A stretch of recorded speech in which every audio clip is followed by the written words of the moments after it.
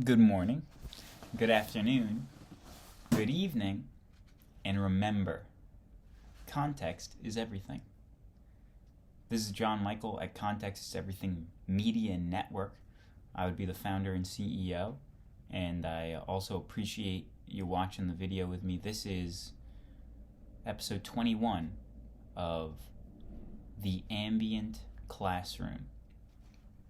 Now, the Ambient Classroom, a quick synopsis for those of you who are just joining me now. The Ambient Classroom is a context-building experience for me here as the flagship program on the media network. I'm reading this textbook here, cover to cover, for a little space of where we are at right now. We're picking up on exactly the centennial mark, page 100 of 1007. So, we're starting a new chapter here today, so if you're just joining us now, you're perfectly on time. This is the day right before vacation, obviously dressed down, casual day at the school. So this is ancient Greece. The Siri nonsense is absurd. I hate it. I gotta turn it off. I really gotta turn off the Siri thing, where it just starts listening to you. I hate it. It picks up and the little arrow pops up on the corner and he starts typing out every word that you're saying perfectly. Not a fan. So, let's get into it. Now a graphic.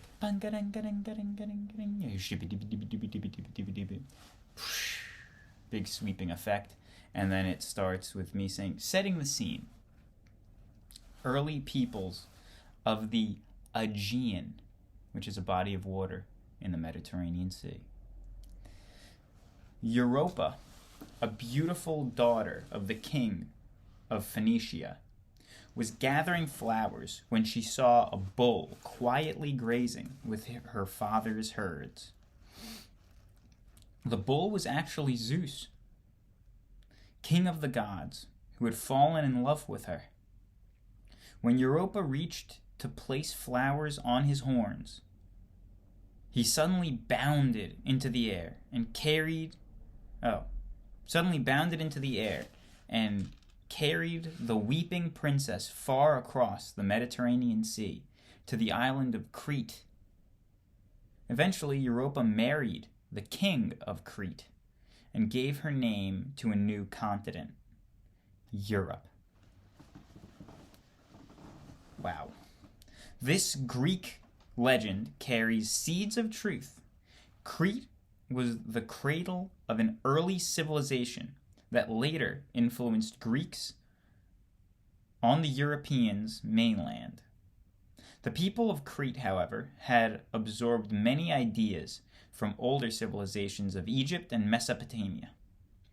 Europa's journey from Phoenicia to Crete thus suggests the movement of ideas from east to west.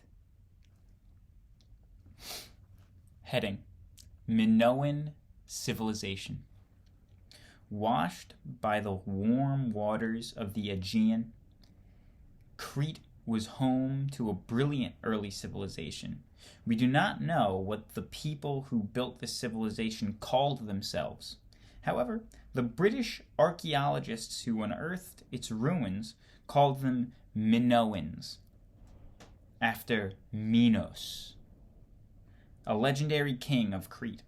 Minoan civilization reached its height on greatest success between 1750 BC and 1500 BC. The success of the Minoans was based on trade, not conquest. Minoan traders set up outposts throughout the Aegean world.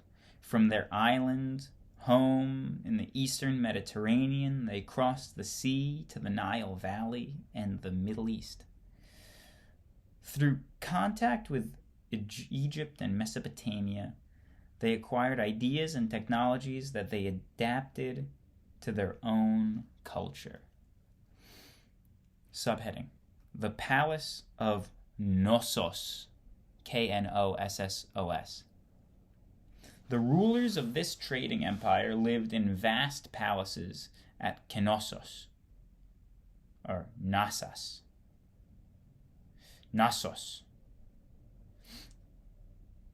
It housed rooms for the royal family, banquet halls, and working areas for artisans. It also included religious shrines, areas dedicated to the honor of gods and goddesses. The walls of the palace of Knossos are covered with colorful frescoes, watercolor paintings done on wet plaster. These frescoes tell us much about the Minoan society. Leaping dolphins reflect the importance of the sea to the Minoan people. Religious images indicate that Minoans worshipped the bull and a mother goddess.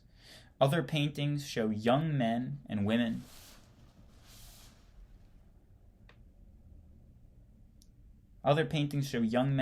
strolling through gardens or jumping through the horns of a charging bull.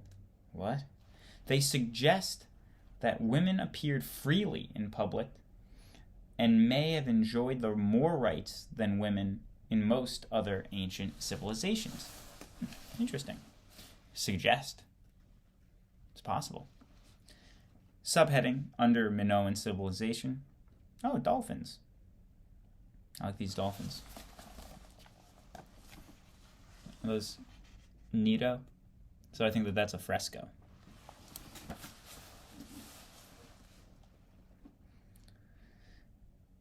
Subheading, a civilization disappears. By 1400 BC, Minoan civilization had vanished. Archaeologists are not sure of the reason for its disappearance. A sudden volcanic eruption on a nearby island may have rained flaming death on Knossos. An earthquake may have destroyed the palace, followed by a tidal wave that drowned the inhabitants of the island. However, invaders certainly played a role in the destruction of Minoan civilization. These intruders were Mycenaeans, the first Greek-speaking people of whom we have written record. The Mycenaeans. Heading: Rulers of Mycenae. Mycena. Mycenae. I could definitely use a phonetic pronunciation of that. Mycena. Like the Aryans who swept into India, the Mycenaeans were an Indo-European people. They conquered the Greek mainland before overrunning Crete. Successful sea traders is the subheading. Mycenaean civilization dominated the Aegean world from about 1400 BC to 1200 BC. Like the Minoans, the Mycenaeans were sea traders. They reached out beyond the Aegean to Sicily, Italy, Egypt, and Mesopotamia. The newcomers learned many skills from the Minoans, including the art of writing. They too absorbed Egyptian and Mesopotamian influences, which they passed on to later Greeks. The Mycenaeans lived in separate city-states on the mainland. In each, a warrior king built a thick-walled fortress from which he ruled the surrounding villages. Wealthy rulers amassed hordes of treasures, including fine gold ornaments that archaeologists have unearthed from their tombs. Subheading: The Trojan War. The Mycenaeans are best remembered for their part in the Trojan War, which took place around 1250 BC. The conflict may have had its origins in economic rivalry between Mycenae and Troy, a rich trading city in present-day Turkey. Troy controlled the vital straits, or narrow water passages that connected the Mediterranean and the Black Sea. However, Greek legend attributes the war to more romantic cause. After the Trojan prince Paris kidnapped Helen, the beautiful wife of a Greek king, The Mycenaeans sailed to Troy to rescue her. For the next 10 years, the two Mycenaeans sailed to Troy. After the next 10 years, the two sides battled until the Greeks finally seized Troy and burned the city to the ground. Well, that ruins the movie for me now, doesn't it? Brad Pitt's Troy from 2000 or 1999 or something like that. Now I know how it ends.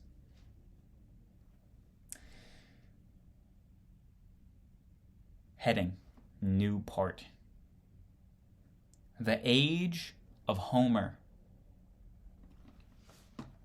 Not long after the fall of Troy, Mycenaean civilization crumbled under the attack of sea raiders. About the same time, another wave of Greek-speaking people, the Dorians, invaded from the south. As Mycenaean power faded, people abandoned the cities and trade declined.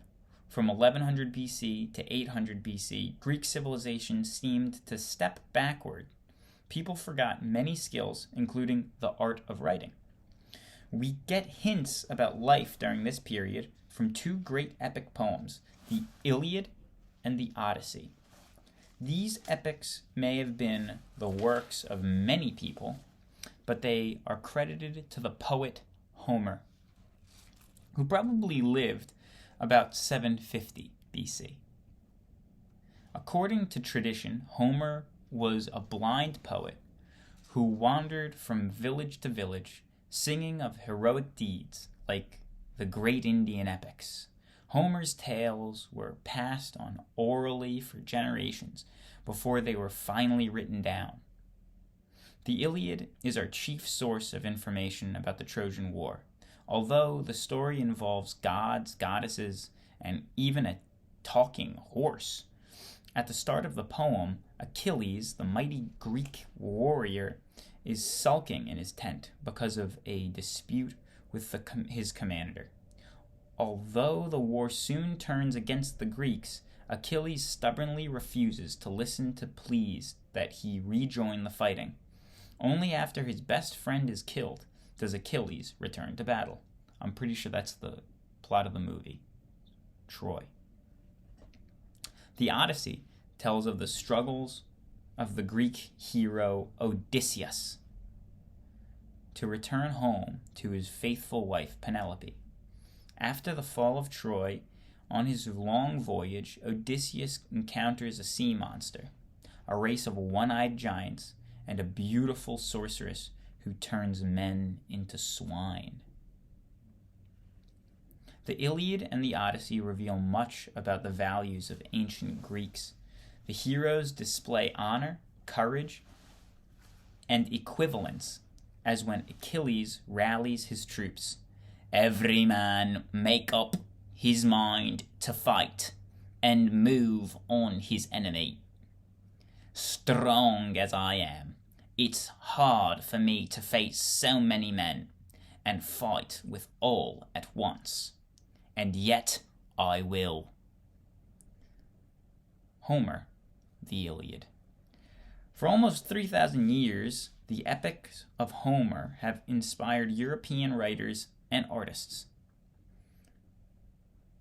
Looking ahead, and we got plenty of time, but it's a day before vacation. I guess we can make this one a half day. I'll let you guys talk amongst yourselves after we wrap up. Weird. Looking ahead. For centuries after Dorian invasions, the Greeks lived in small, isolated villages. They had no writing and few contacts with the outside world. From this unpromising start, they would develop a civilization that influenced many parts of the world. As they emerged from obscurity, they benefited from the legacy of earlier civilizations. Over time, the stories they heard about Crete and Mycenae underwent changes and became part of Greek heritage, and the Greeks carry that heritage on today with the slipperiest sidewalks in the world. Go to Athens and walk on the sidewalks. There are steep hills and the sidewalks are made of marble, and they are very slippery. Strange. But I guess that's how they did it back in the day. I guess people just were good at walking back then. Nowadays, I walk on the inside of my feet, the instep, which affects my knees. My knees kind of inverting, and I'm working on it so that I can rectify that, because the disbalance in your feet will lead to disbalance in your knees, which will lead to disbalance in your hips, which will lead to disbalance everywhere in your body, including your jaw. And probably something to do with like your vision and your heart or something. I don't know. I'm just talking out loud. And with that, let's just end it right there. I appreciate your time. I appreciate your attention. Or if you're just using this in the background as an ambient classroom noise, I guess just I'll hear you in the next one when you let the autoplay pick up where I left off, which will be the rise of Greek city-states. This is John Michael at Context is Everything Media Network, episode 21 of The Ambient Classroom. Thank you for joining me.